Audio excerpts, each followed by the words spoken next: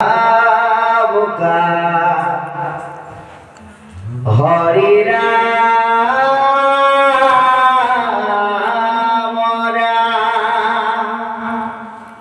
কৃষ্ণ কৃপালু বাবাই সমস্ত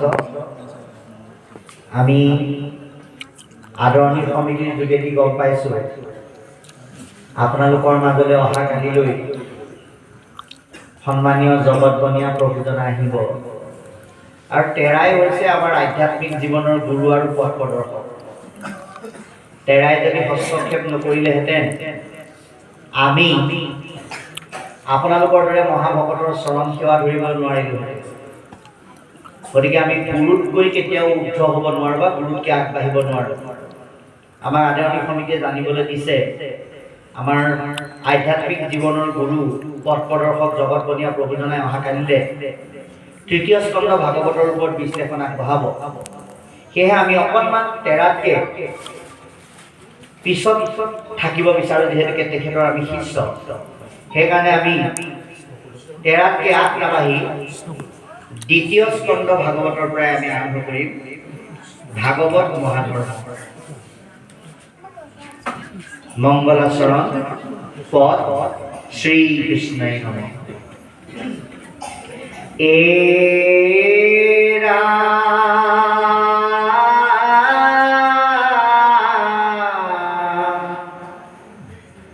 জয় জয় কৃষ্ণ যাৰ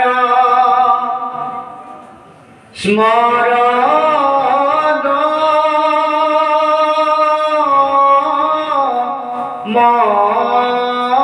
মঙ্গল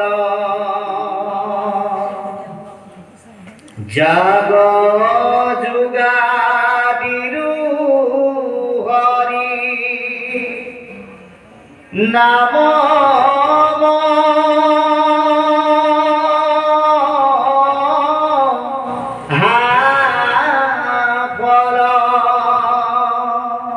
হেনয় পৰমানন্দ মাধব কমিত উমৰি উনৰ নিৰতৰে কসিত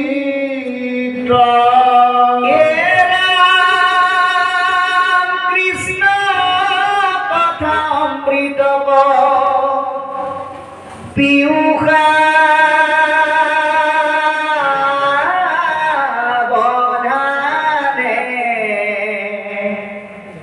কৰিও যতন যেবে নতুসাৰে প্ৰাণে ঘুরা কলি যুগে মতি মানুষরা নাহি আনা ধর্ম হরি কীর্তন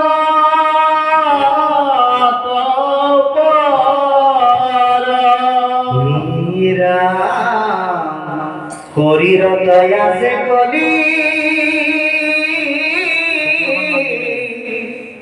কৃত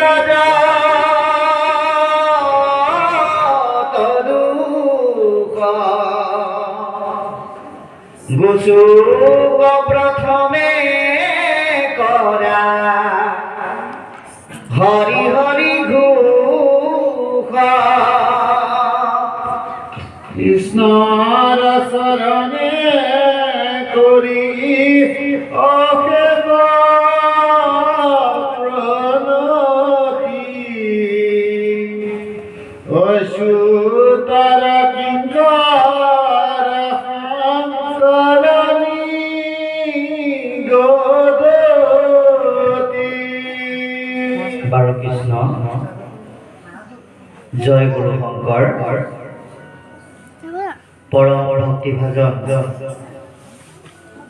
আজি এই জোলা গাঁও পবিত্ৰ নামঘৰস্থলীত এই দ্বিতীয় বৈকুণ্ঠ